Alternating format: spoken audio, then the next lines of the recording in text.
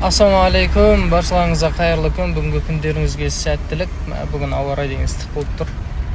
Бүгін менің бопашиым мен Бишкекке алып барайын деп жатыр.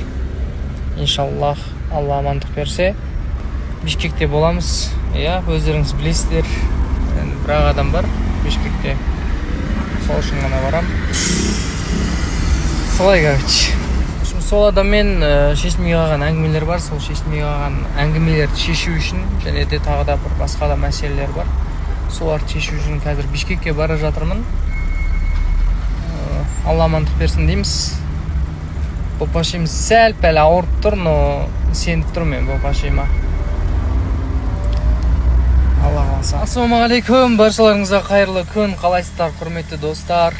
Кеше міне деп шығып бара жатқан кезінде дөңгелегімнің бопашиымның аяқ киімінің екі жағы бар ғой, оң жағы екі жағына шишканы көріп қалдым дөңгелегімде. Еще зимний дөңгелекпен жүрген болатынмын.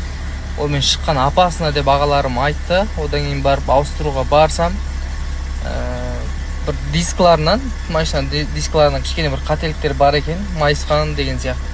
Соның барлығын түзетіп, летний дөңгелекке ауыстырып, зимний дөңгелекті бәрін шешіп алып үйге қойып, сонымен қазір енді реттеліп алдық. Бопашиымды бір шомылдырып аламын.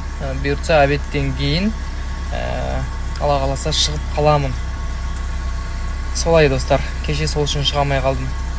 Бопашиымды кішкене ойладым да, қой деп сөйтіп ремонттап алдық.